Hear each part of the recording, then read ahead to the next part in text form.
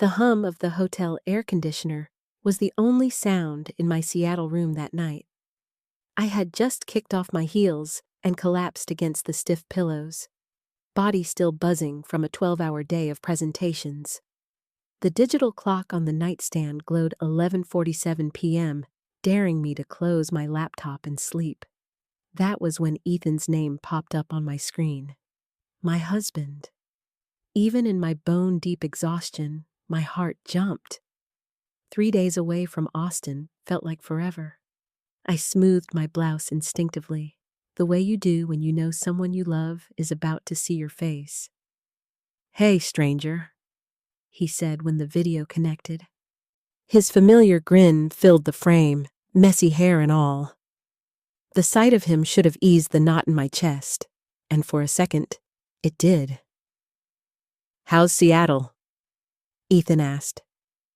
"Rainy," I answered, curling my legs under the hotel comforter. "But I closed the big client today." He whistled softly. "That's my girl." I smiled, warmed by the praise, even as his camera jostled in his hand. He had propped the iPad on our kitchen counter at home, our granite countertop with the faint gold flecks. I could see the pendant light hanging low above it, the familiar backdrop of countless late-night dinners together. Then, in the corner of the screen, something snagged my attention. A paper cup, white with a green logo. Starbucks. My pulse stuttered. Ethan never drank Starbucks. Ever. He swore their lattes tasted burnt, mocked me when I grabbed one on morning commutes.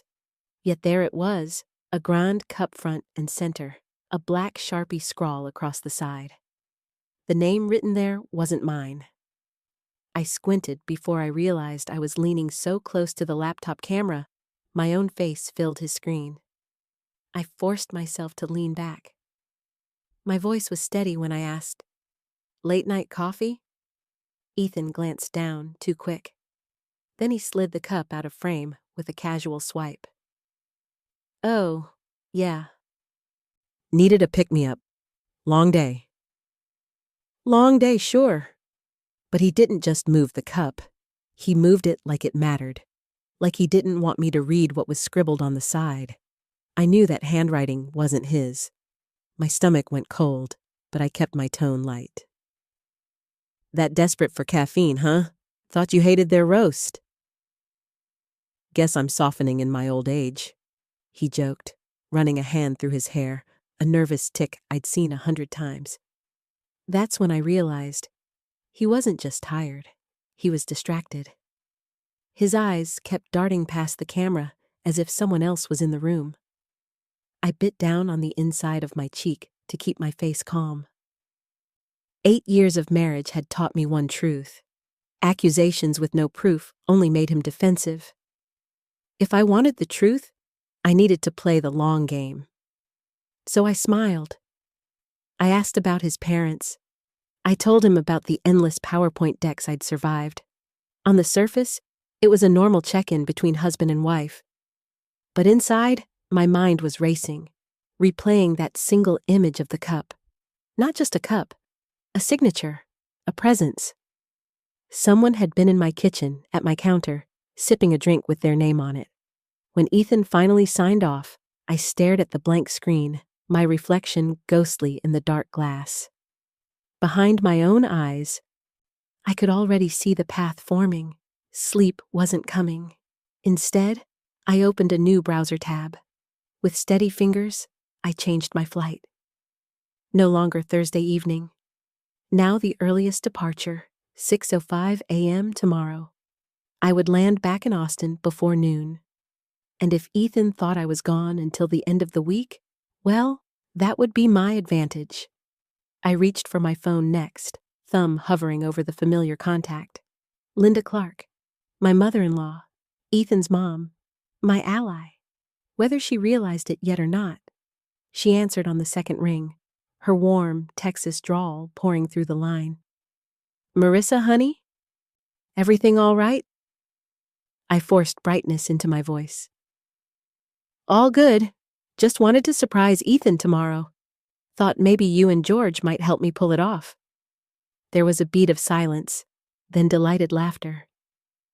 "Oh, he won't see that coming. Count us in." As we talked through the plan, I stared again at the glow of the clock. 12:18 a.m. My body should have been collapsing. Instead, I felt sharp, alive. Some betrayals come with screaming, some with slammed doors. Mine arrived quietly, in green ink on a paper cup. And I was ready to follow it home. The alarm on my phone buzzed at 4:15 a.m., though I hadn't slept a wink. I'd spent the night lying rigid on the hotel bed, every flicker of headlights across the curtains snapping my mind back to that Starbucks cup. By the time I boarded the early flight, my carry-on felt heavier than it should have. Not with clothes, but with the weight of suspicion. I kept replaying the video call in my mind, trying to convince myself there could be another explanation. A neighbor dropping by, a coworker, a misplaced cup from days earlier.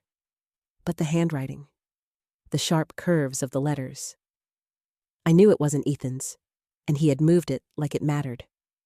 Some truths don't need shouting. They whisper, but the sound is deafening once you recognize it.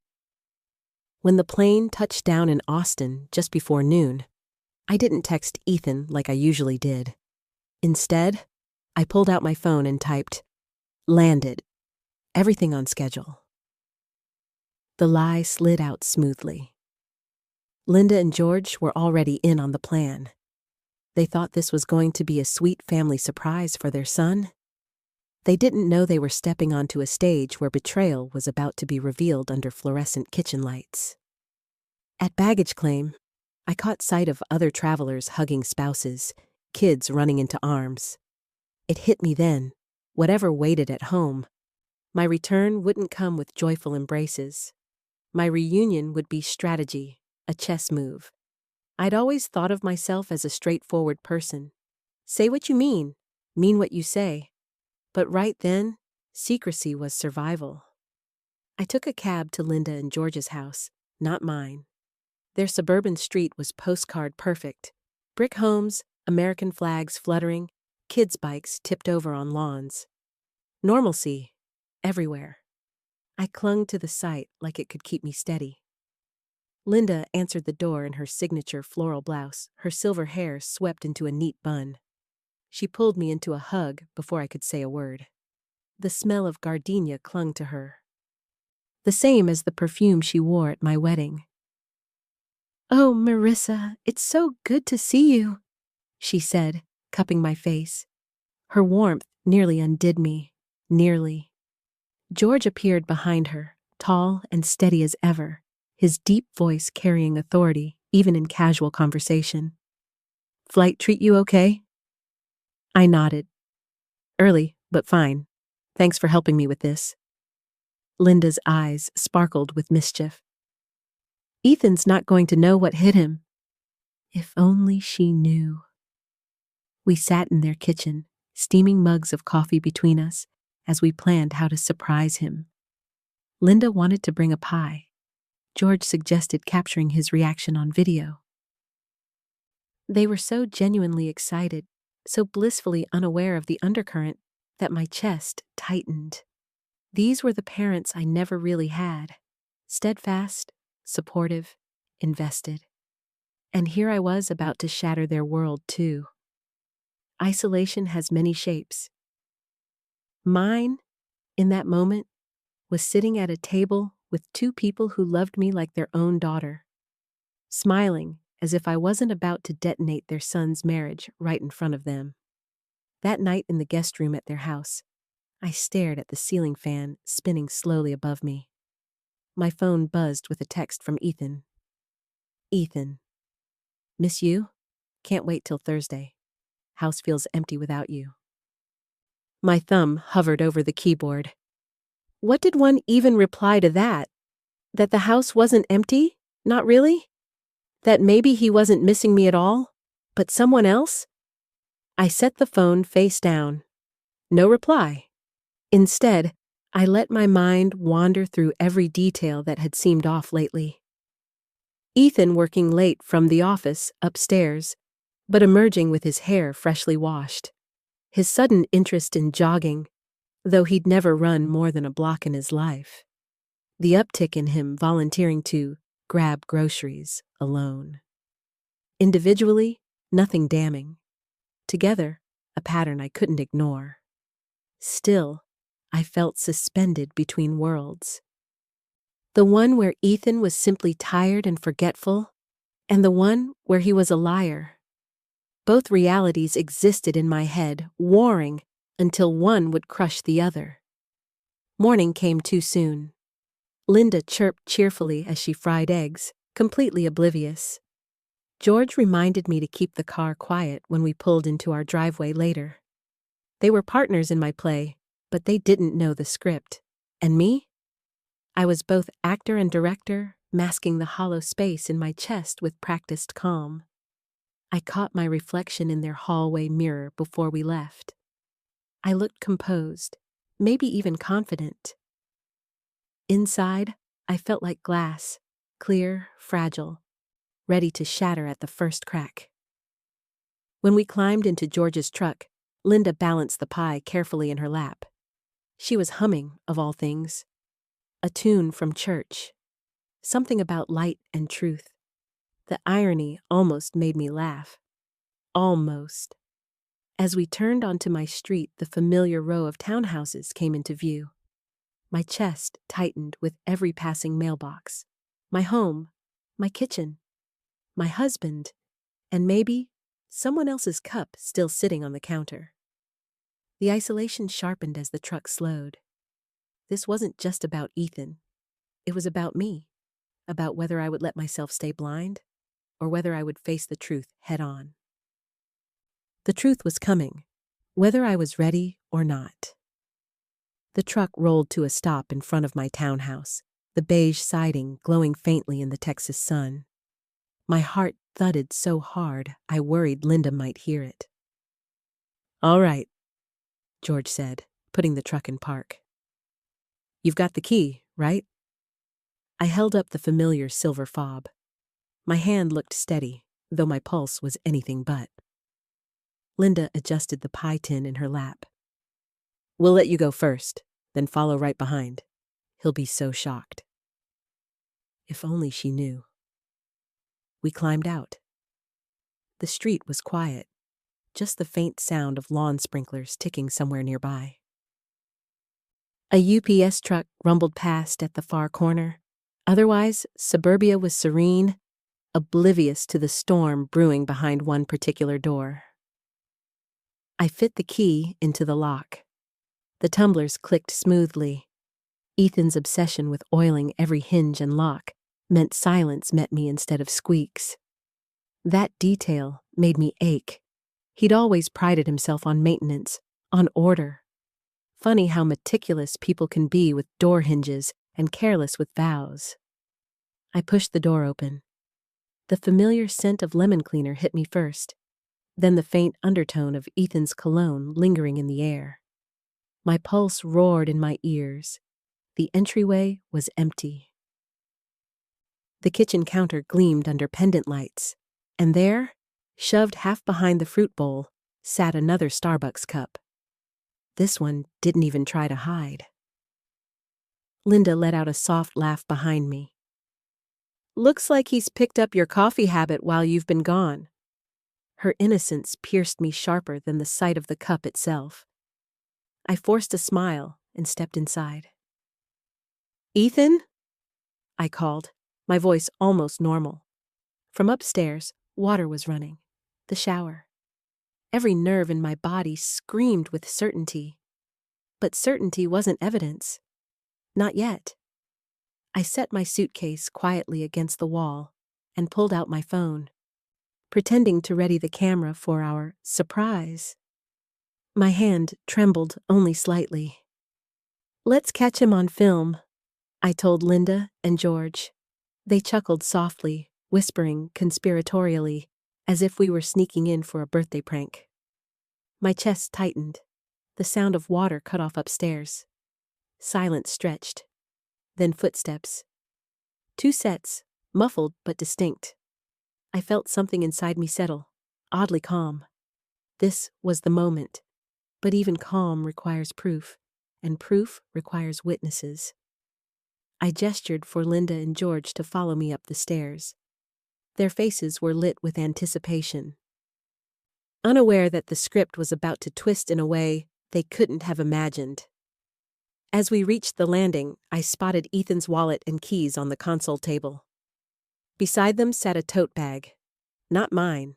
Sleek, expensive, with a dangling silver charm. Linda's brow furrowed, confusion flickering across her features. We didn't speak. We didn't need to. The bathroom door opened, steam billowing out. Ethan stepped into the hall, towel around his waist, hair wet and plastered to his forehead.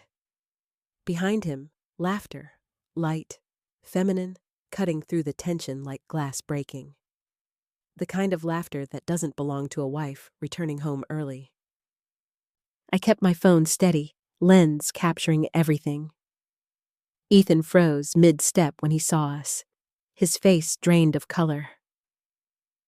"Marissa, you're supposed to be in Seattle." A young woman appeared behind him, wrapped in one of my robes.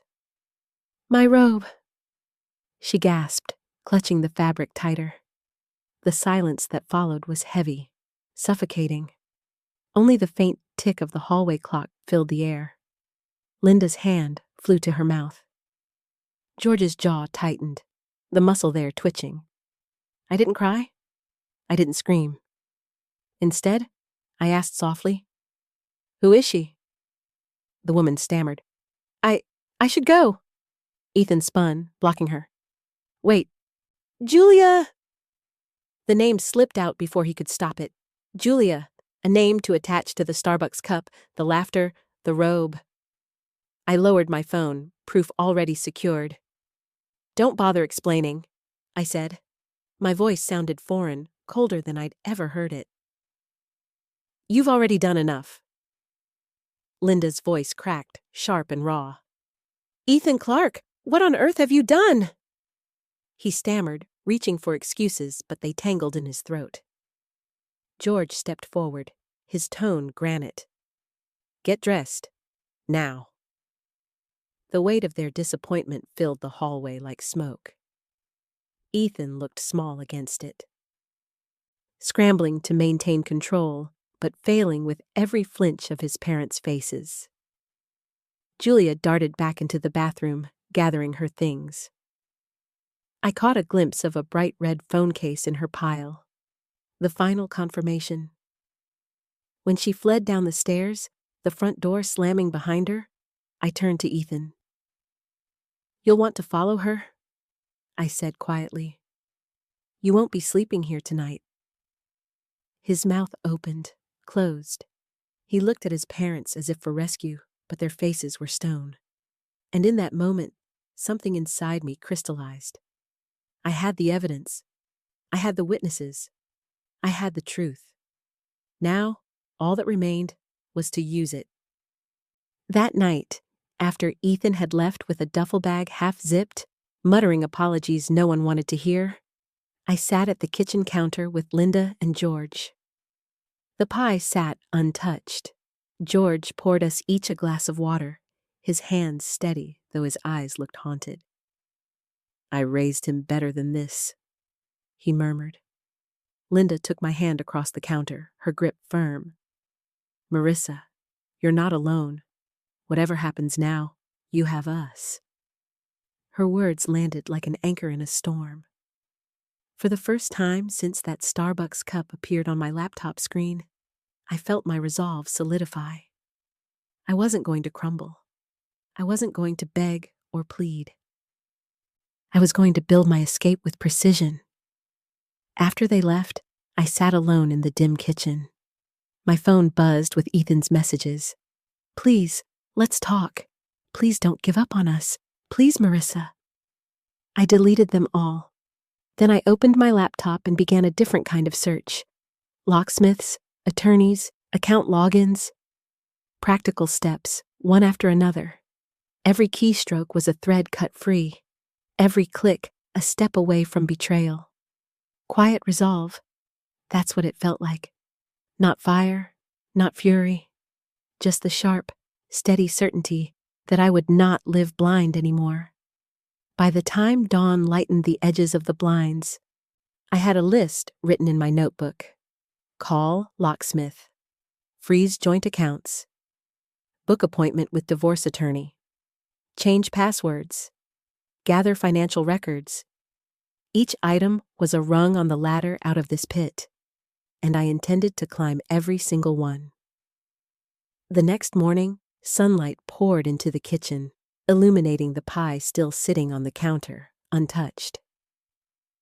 I slid it into the fridge and poured myself coffee, the normalcy of the act feeling almost absurd against the chaos of the last 24 hours. But then my phone buzzed. Linda. "Morning, sweetheart. Did you sleep at all?" "A little," I lied. "Enough." "George and I were talking," she said, her voice softer than usual. "We're with you, Marissa. Whatever you decide, you have our full support." The certainty in her tone steadied me. I hadn't realized how desperately I'd needed someone to stand beside me until that moment. After we hung up, I got to work. First call, the locksmith. Within 2 hours, the deadbolts were swapped out, the sound of drills echoing through the house. The technician handed me the shiny new keys, and I slipped them into my pocket like talismans. One door secured, one boundary reclaimed. Next, I sat at the dining table with my laptop open. Bank logins flashing across the screen. I closed our joint checking account, moving the balance into a new account in my name only. Ethan's texts came in rapid fire as he discovered his cards declining, but I muted the notifications and kept typing. Freeze credit, update passwords, create backups of all financial records. Each click, each confirmation screen felt like a small victory. Quiet ones maybe, but victories nonetheless. By late afternoon, I drove to Linda and George's again. Their living room was as it had always been. Family photos on the mantel, a faint smell of lemon polish, but it felt different now. More like a safe house than just my in-laws' home. Linda pressed a sandwich into my hands before I could say a word. "Eat," she commanded gently. "You'll need your strength." George settled into his recliner, his expression grim but resolute. "We talked about it. Ethan can't stay here. He asked, but no. He made his choices." The relief that washed through me nearly buckled my knees. They weren't just supporting me. They were drawing the line with him. "I don't want to put you in the middle," I murmured. "Middle?" Linda shook her head firmly. "There's no middle when someone disrespects their marriage like this. You are family, Marissa." "That doesn't change." Her words hit deeper than I expected. My own parents lived states away, rarely calling, rarely caring. Linda and George had always filled that void with Sunday dinners and birthday cakes. To know they still claimed me even now, it was everything. Over the next few days, a rhythm formed. By morning, I tackled logistics, paperwork, phone calls, emails. By afternoon, I checked in with Linda, who always had coffee ready and encouragement waiting. By evening, I drafted questions for the attorney I'd soon meet. Asset division, mortgage transfer, legal custody of the house. I never phrased it like advice-seeking. I wasn't asking them how to handle it. But Linda's calm perspective, George's steady practicality, anchored me. "Remember," George said one evening, "you're not doing anything wrong by protecting yourself. Boundaries aren't punishment. They're survival." I wrote it down in my notebook, underlined twice. At work, I managed to keep my composure, burying myself in projects. My boss even complimented me on my focus, unaware that spreadsheets and deadlines were the only things keeping me from unraveling. My closest colleague, Jenna, caught me one afternoon staring blankly at my screen. "You okay?" she asked quietly. The lie almost came. But something in her eyes stopped me. "Not really," I admitted, "but I'm working on it." She squeezed my shoulder. "Whatever it is, you've got this. I've seen you handle tougher than anyone." Her words weren't about Ethan. She didn't know. But they reminded me. Competence was part of me. Resourcefulness had always been my armor. At night, alone in my house, I kept moving. I boxed up Ethan's belongings, his baseball memorabilia, his old tech gadgets, even the hoodie I'd once stolen to sleep in. The cardboard stack grew in the garage, each box labeled with his name in black marker. It wasn't rage-fueled, not anymore. It was methodical. Like clearing clutter from a closet, except the clutter was my marriage. By the end of the week, I had achieved small but significant wins. The locks were changed. The accounts were separated. The attorney appointment was booked. Ethan's belongings were packed. Each item checked off my list stitched me back together, piece by piece. But the real turning point came Saturday evening. Linda invited me over for dinner, insisting I needed real food and real company. George grilled steaks in the backyard while Linda and I prepped salad in the kitchen. At one point, Linda touched my hand gently. "You know, Marissa, sometimes the bravest thing isn't fighting to fix something. It's letting go and building something new." Her words sank into me like water into parched earth. For days, I'd been operating on adrenaline and checklists, but hearing it framed that way gave me clarity. I wasn't weak for walking away. I was strong enough to start over. That night, as I drove home under the wide Texas sky, the stars scattered above me, I felt something unexpected. Hope. Not because things were resolved. They weren't. Not because the pain was gone. It lingered. But because I had allies, skills, and a plan. And for the first time since that Starbucks cup appeared on my screen, I truly believed I could do this. Sunday afternoon arrived crisp and bright, the kind of Texas day where the sun was warm, but the breeze carried just enough cool to keep it comfortable. Linda and George insisted we stop by before heading to my place.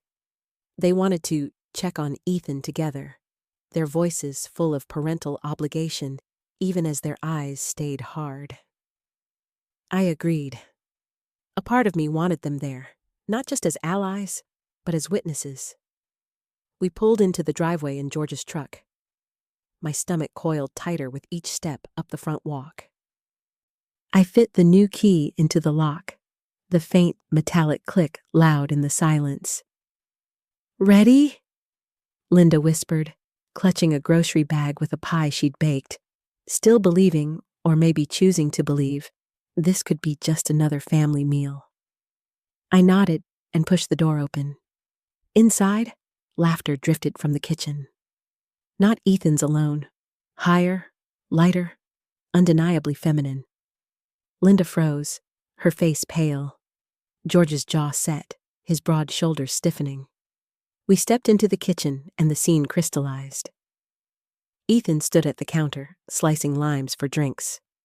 Beside him, a young woman leaned casually against the counter in one of his hoodies. No, in my hoodie. The faded UT sweatshirt I'd worn on 100 lazy Sundays. She turned at the sound of the door. Blonde, maybe late 20s, holding a Starbucks cup in one hand. The same looping handwriting on the side. Time slowed. Ethan's smile faltered, then collapsed completely. "Marissa?"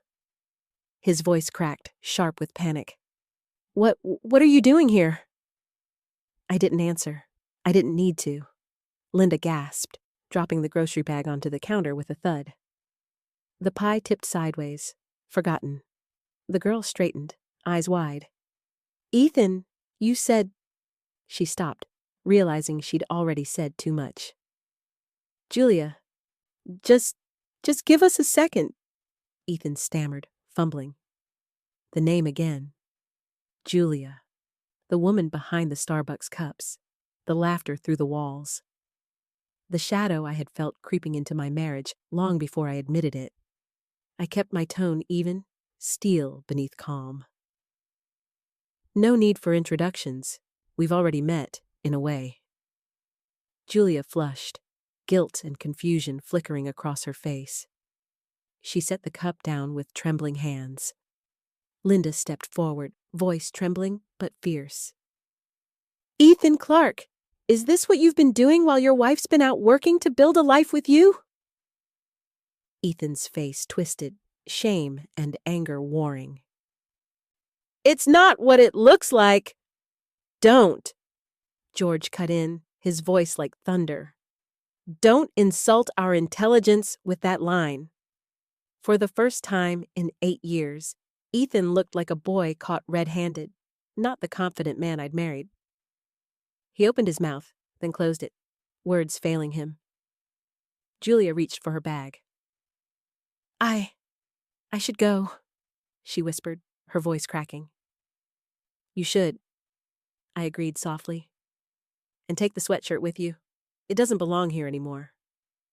Her eyes darted between us, then she slipped past, leaving behind the smell of cheap perfume and the hollow echo of her departure.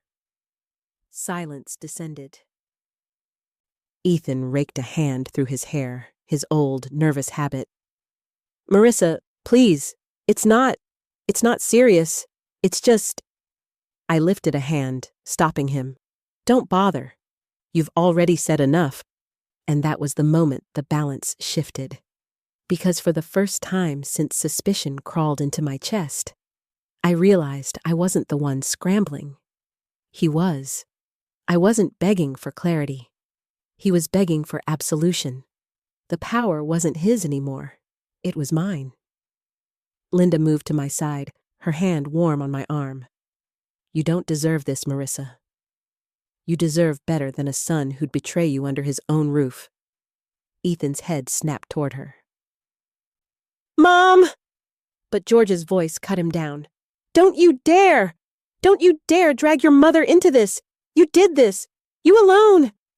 The words landed like hammers. Ethan flinched, eyes darting between us. He had no safe harbor, no sympathetic face. And for the first time, I believed I would be okay.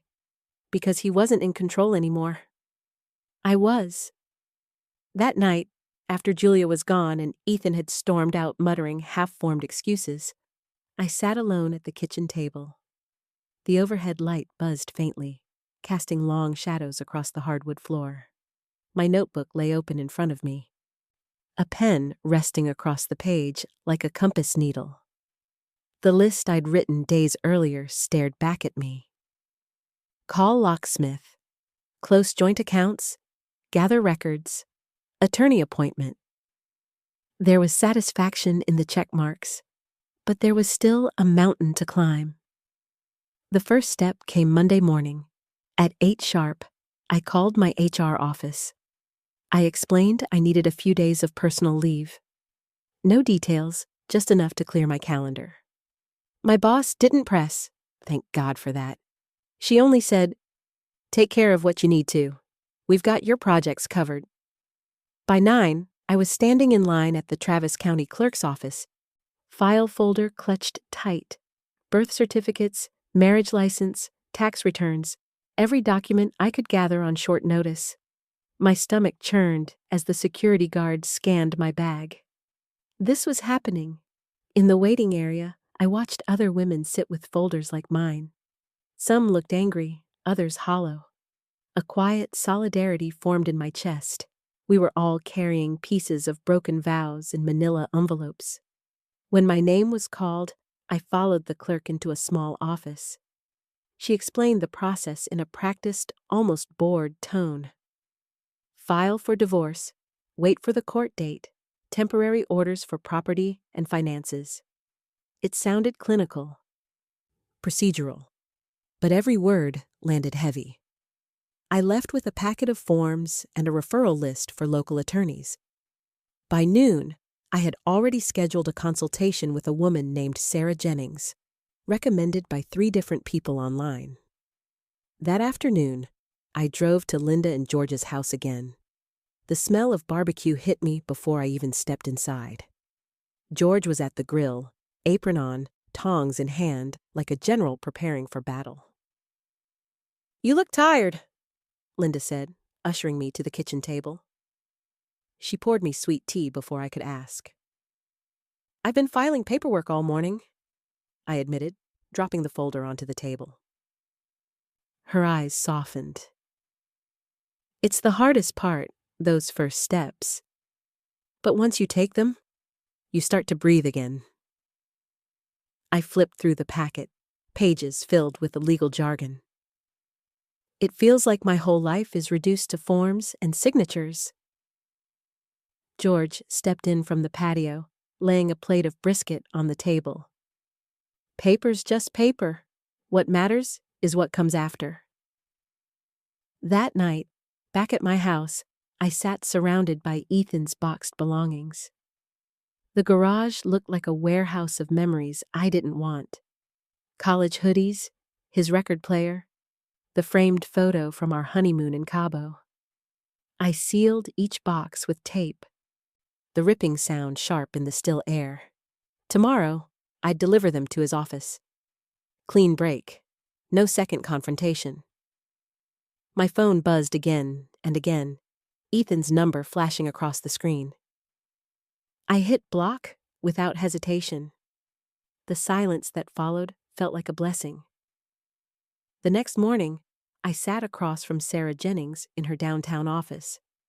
She was sharp-eyed, professional, her blazer immaculate. She listened as I told my story, pen tapping against her notepad. When I finished, she leaned back in her chair. "Marissa, you're in a strong position. You have financial documentation, proof of infidelity, and the house is in your name. This will work in your favor." Her words were clinical but reassuring. Strength, position, favor. Words I hadn't associated with myself in days. She outlined next steps. File for divorce officially, request temporary exclusive use of the home, freeze joint credit cards if I hadn't already. I nodded, scribbling notes, my pen moving furiously. "Do you want spousal support?" she asked finally. I shook my head. "I don't want his money. I just want him out of my life." She studied me for a long moment, then smiled slightly. "Then we'll make that happen."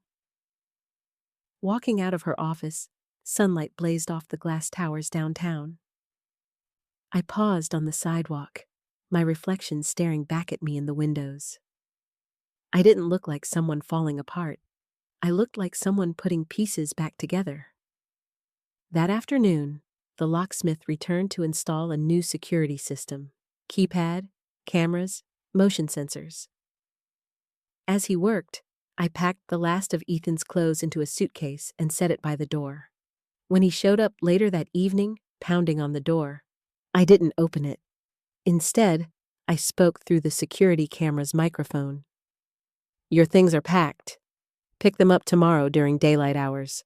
I'll leave them on the porch. After that, the locks change again." His voice rose, indignant. "This is my house, too."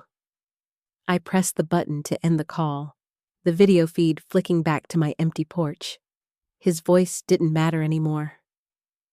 That night, I sat on the couch with Linda beside me, George in the armchair.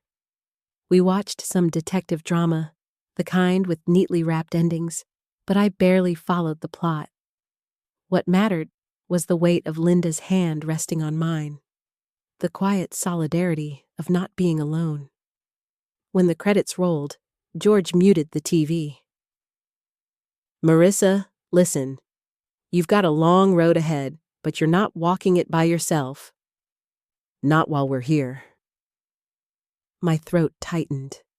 Words failed me, but I nodded. The gauntlet wasn't over. The paperwork, The hearings, the logistics, they loomed like hurdles on a track. But I wasn't running it blind anymore.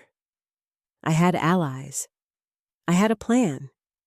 And most importantly, I had the will to see it through.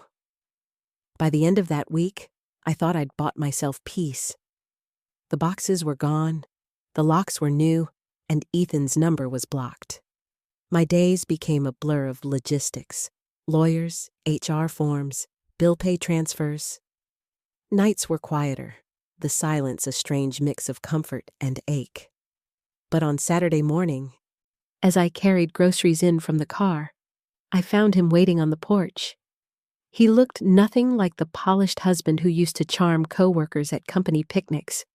His shirt was wrinkled, eyes rimmed red, stubble creeping along his jaw. He had that desperate air about him, like a salesman at the end of a doomed pitch. "Marissa, please," he said, stepping toward me. I set the grocery bags down deliberately, the crinkle of plastic grounding me. "You shouldn't be here, Ethan. I just need 5 minutes. That's all. 5 minutes to explain." I crossed my arms. "Explain what? That you let another woman make herself comfortable in my kitchen? That you lied to my face on video chat while she was 10 feet away?"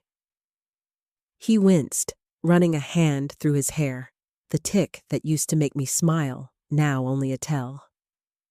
"It wasn't like that. God, I messed up, okay? But it doesn't have to be the end." I almost laughed. "Doesn't have to be the end? You already ended it. You just didn't bother telling me." His voice rose, raw and pleading. "We've been together for 10 years, Marissa. Married for 8. That means something. You can't just erase it with a lawyer and a locksmith." I steadied my voice, low and calm. "Watch me." He flinched, then tried another tactic, softening his tone. "I love you. I always have. Julia, she doesn't mean anything. I was lost. I made mistakes. But I can fix this. We can fix this." Behind him, a neighbor walked her dog, slowing slightly as she took in the scene. The semi-public nature of it hit me. My humiliation on display, if I allowed it. But this wasn't humiliation anymore. This was truth. "You don't get to say we," I told him.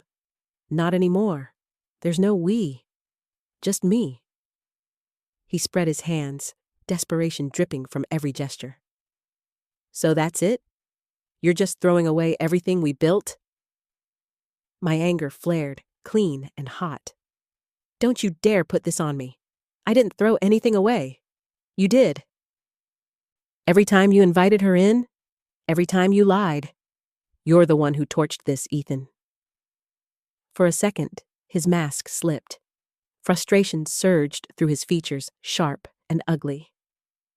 "You always think you're so perfect, don't you? Always in control, always the one with the plan. Maybe if you'd been around more, if work hadn't been your priority, I wouldn't have—" I cut him off, my voice cold enough to freeze the air between us. "Finish that sentence, and you'll regret it. You don't get to blame your choices on my ambition, on my career, on me." His mouth snapped shut. The silence stretched, broken only by the jingle of the dog's leash as the neighbor turned the corner. Finally, he whispered, "I don't know where else to go." The words landed with a thud, more pathetic than manipulative, and in that moment I saw him clearly, not the man I thought I married, but the small, scrambling figure he'd become. Dependent, careless, lost. "That's not my problem anymore," I said, picking up the grocery bags, "and it never will be again." I pushed past him, the weight of the bags grounding me, the plastic biting into my palms. Inside, I set them on the counter, breathing hard, but steady. Through the window, I watched him linger on the porch. Shoulders slumped, before finally trudging to his car. He sat there a long time, engine idling, before pulling away. When the taillights disappeared, I realized my hands were shaking. I braced myself against the counter, closing my eyes. Linda called later, her voice tight. "He showed up here too. Wanted to stay the night. George told him no," he shouted, then hung up. I swallowed hard. "Thank you for standing your ground." "You're our daughter," she said simply. "We don't turn our backs on family. Not the kind that honors their commitments." Her words soothed the raw edges inside me. That night, alone again in my house, I poured a glass of wine and sat on the back porch. The cicadas hummed, the Texas night thick with their song. For the first time in weeks, I let myself cry, not from weakness, but from release. Because the confrontation hadn't broken me. It had clarified me. I wasn't afraid of him anymore, and I wasn't his wife anymore, not in any way that mattered. 2 weeks later, I walked into the office break room, balancing a mug of fresh coffee, when Jenna leaned in close. "You've seen it, right?" she whispered. "Seen what?" She slid her phone across the counter. The company Slack thread was buzzing with screenshots. Ethan's face pale and stiff, frozen in a Zoom meeting gone viral within the office. His audio had been unmuted while he argued with Julia in the background, her voice sharp and unmistakable. Every awkward second had been clipped and replayed by coworkers. The caption above the screenshots: "When your double life leaks into the morning stand-up." My stomach clenched, not with sympathy, but with the weight of inevitability. Secrets never stay buried in the tech world. Not when everyone's life is a screen away. By lunchtime, the gossip had spread across departments. Someone mentioned Ethan's manager had pulled him aside. Someone else whispered he'd been removed from a project. By 3 p.m., word reached me that he'd been placed on administrative leave, pending HR review. The same Ethan who used to smirk about my obsession with professionalism, undone by his own carelessness. That evening, Linda called. Her voice was taut, threaded with equal parts shame and relief. "He stopped by earlier," she said. "Wanted to set the record straight. George told him to leave before he embarrassed himself further. Our neighbors heard the shouting anyway." I pictured Ethan flailing for an audience, desperate to rewrite the narrative. But his own parents wouldn't play along. "He's unraveling," I said softly. "He made his choices," Linda replied. "Now the world's just catching up." The reckoning didn't stop at work or his parents' doorstep. A week later, I ran into one of our HOA board members at Target. She leaned against her cart, lowering her voice conspiratorially. "Shame about Ethan. People are saying awful things." I offered a polite nod, refusing to fuel the fire.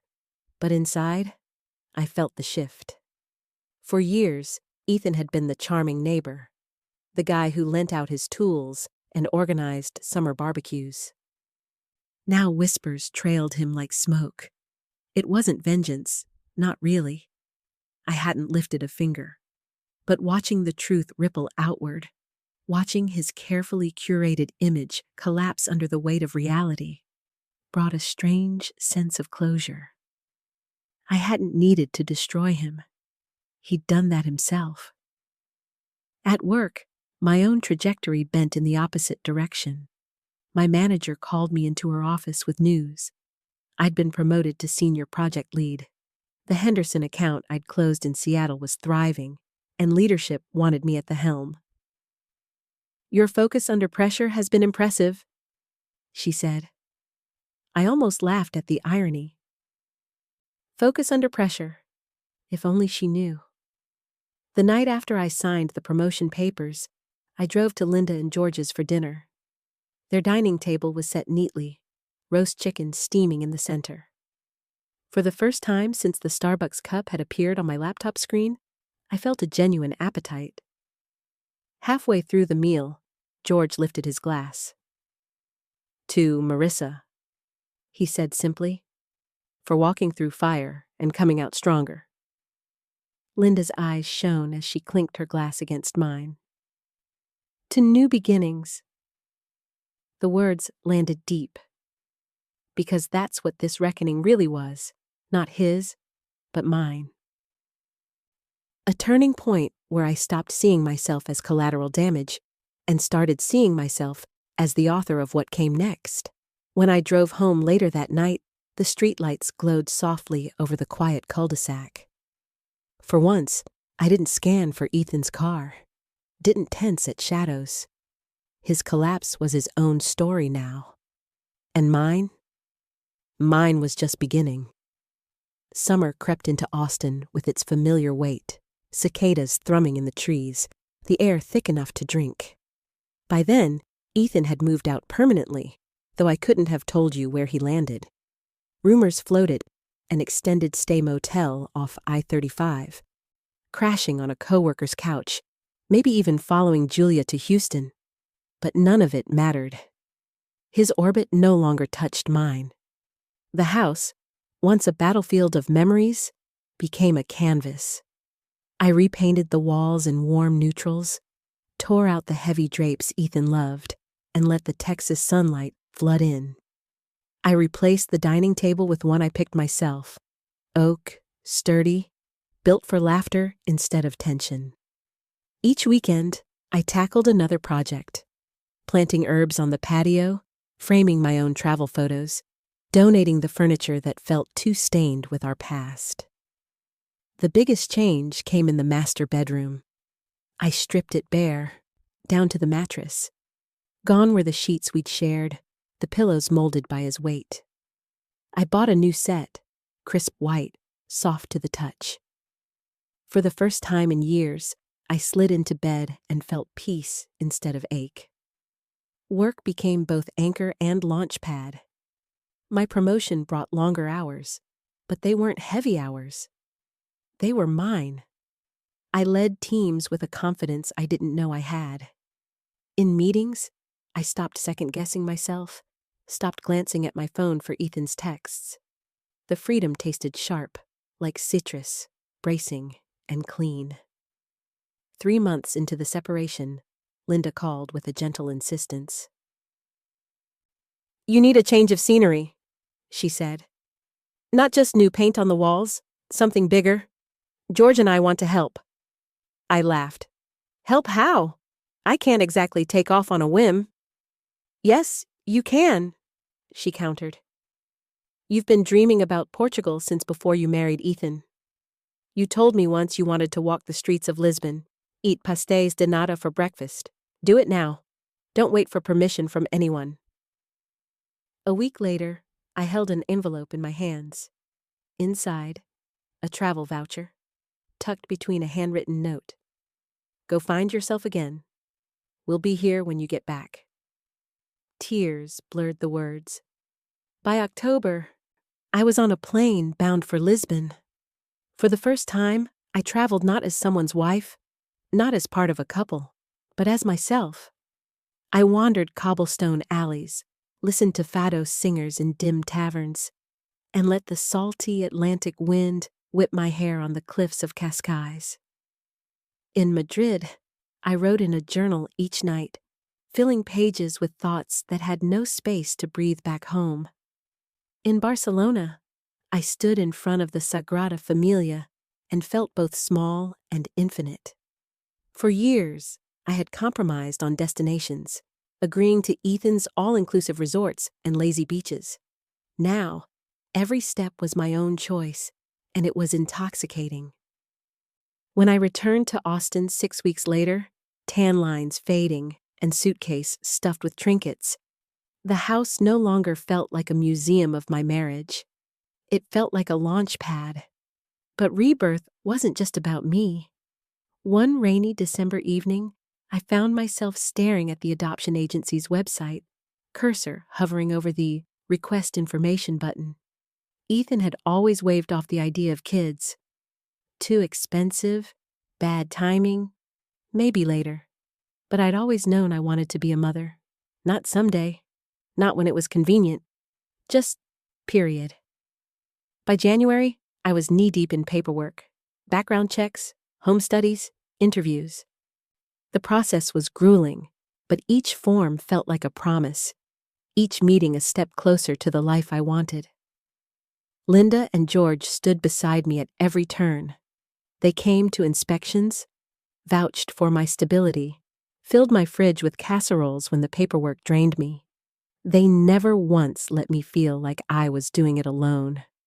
6 months later, Charlotte Rose came into my life. 5 years old, shy at first, with dark curls and eyes too big for her tiny frame. She clutched a stuffed rabbit when we met, her voice barely a whisper. "Hi," she said. "Hi, sweetheart," I answered, my throat tight with emotion. The first time she reached for my hand, tentative but sure, something inside me healed that I didn't know was broken. Bringing her home was chaos. New routines, nightlight rituals, endless questions about everything. But it was the kind of chaos I welcomed. The laughter in the hallways, the tiny shoes by the door, the drawings taped proudly to the fridge. Linda and George became Grandma and Grandpa overnight, their faces alight with joy whenever Charlotte called them by those names. Watching George teach her chess on the back porch, or Linda baking cookies with her on Saturday mornings, I knew our chosen family was stronger than any bloodline. 1 year after Ethan's betrayal, I stood in my remodeled kitchen, Charlotte perched on a stool helping me stir cake batter for her welcome home party. Guests filled the house, co-workers, neighbors, Linda and George bustling proudly. George raised a toast over dinner. "To Marissa and Charlotte," he said, voice booming with pride. "Proof that endings can be beginnings, and that family is what you choose and build together." The room echoed with clinks of glasses, and I felt tears prick my eyes. Not from sadness, but from something richer. Gratitude. That night, after everyone left and Charlotte was asleep under her fairy light canopy, I stood on the porch with Linda. The air was warm, jasmine blooming in the garden. "You've come so far, sweetheart," she said, slipping her arm around me. "From that awful night with the Starbucks cup to this, look at you now." I smiled, resting my head on her shoulder. "That cup broke me, but it also freed me." Linda squeezed my hand. "Sometimes the worst moments are just doorways, and you walked through." As the cicadas sang in the trees and Charlotte's laughter echoed faintly from inside, even in her dreams, I knew she was right. The betrayal hadn't defined me. The rebirth did. And I was finally living the life I was meant to live. It's been over a year since that night in Seattle, when a Starbucks cup on my laptop screen cracked my world open. Looking back, I realize it wasn't just evidence of betrayal.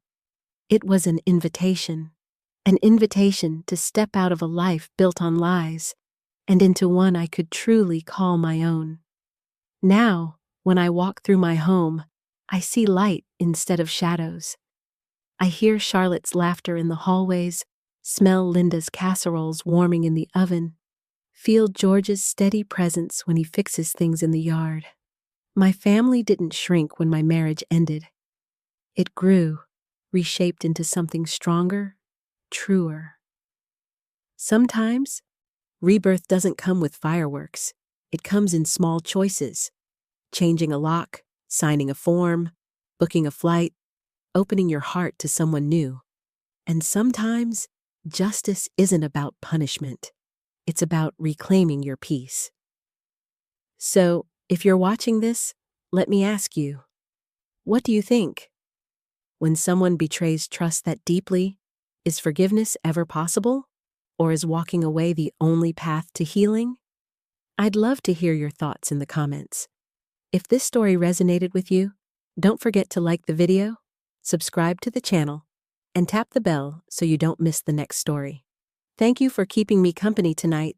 I'll see you in the next story.